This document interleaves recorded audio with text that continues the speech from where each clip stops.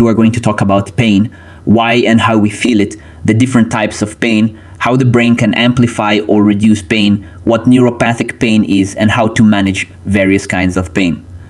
Pain is both a sensation and an emotion, acting as a protective signal indicating something is wrong in the body. At the ends of nerves, there are receptors that detect harmful signals such as heat, chemicals, or pressure. These receptors are called nociceptors. The impulses from these receptors travel through different nerve fibers, similar to individual wires in a cable.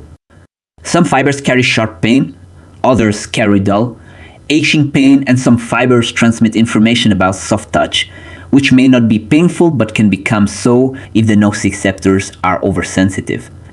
When the body experiences repeated injury or inflammation, pain can increase. This is known as peripheral sensitization.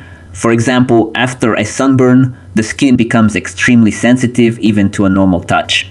On the other hand, when the spinal cord receives constant pain signals, it can become oversensitive even to normal stimuli. This is called central sensitization. This phenomenon is known as allodynia, where even a normal touch causes pain. For example, in fibromyalgia, people feel widespread pain even without apparent injury. A light touch, such as a hug, can cause pain. Sometimes pain from one internal organ is felt in another part of the body. For instance, heart pain during a heart attack may be felt in the arm. This happens because pain signals from different areas converge in the same part of the spinal cord. Converge means that signals from different places activate the same neurons in the spinal cord. This is especially true for internal organ pain. However, skin pain is usually more precise and the body is adapted to feel external pain more accurately. Pain can be either reduced or amplified depending on a person's belief. This is known as the Placebo and Nocebo Effects. If a person believes that a treatment is effective, their symptoms, including pain, may improve because their belief triggers endorphins, which are natural pain relievers. The opposite is also true. If a person believes a harmless treatment is harmful, it can cause pain because the brain amplifies negative sensations based on expectation. The placebo effect is a powerful tool. For example, in a famous 2002 study on osteoarthritis, two groups of people with knee osteoarthritis were compared. Some patients had real surgery, while others had fake surgeries. The surgeon made an incision on the skin but performed no real surgery. Surprisingly, the majority of patients in both groups reported significant improvement in pain and knee function because they believed the treatment was effective. Neuropathic pain is another type of pain. This occurs when the pain comes from nerve damage itself, such as in diabetic neuropathy or postherpetic neuralgia. This kind of pain can be constant or triggered by a light touch and is often described as a burning, tingling, or electric shock-like sensation. For example, trigeminal neuralgia occurs when a person feels severe, stabbing pain in the face during simple activities like talking, chewing, or touching the face. This happens because of irritation or compression of the trigeminal nerve, commonly due to blood vessels pressing on the nerve. Another example is postherpetic neuralgia, where pain persists following a shingles herpes zoster infection.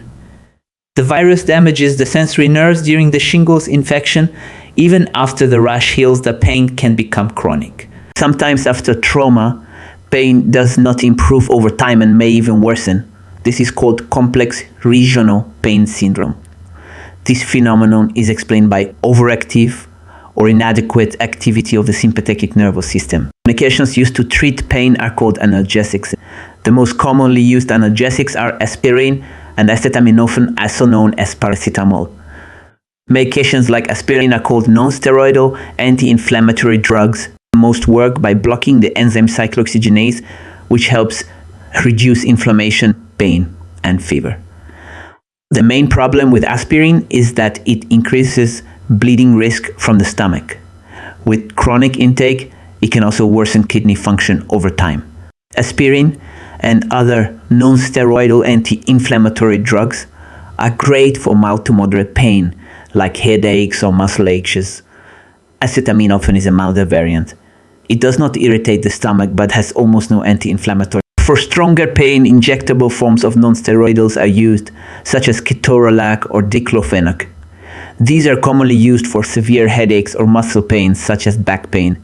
Non-steroidal anti-inflammatory drugs should be given carefully to the elderly, especially those with heart conditions. They should not be used after heart surgery, as they can increase the risk of heart attack and bleeding.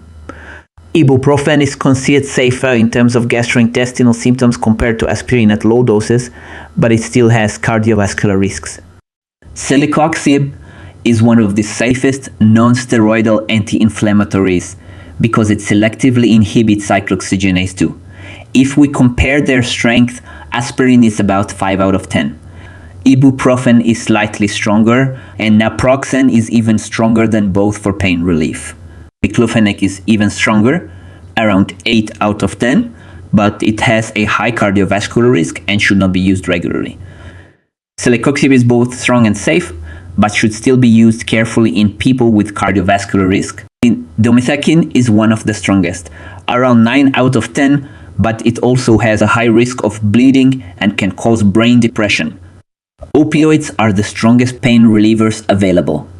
They act quickly and very effectively, but have side effects like vomiting, itching, nausea, drowsiness, and constipation. In rare cases, they can cause respiratory depression, which can be life-threatening. If you use opioids, you should always have naloxone nearby because it can reverse opioid effects.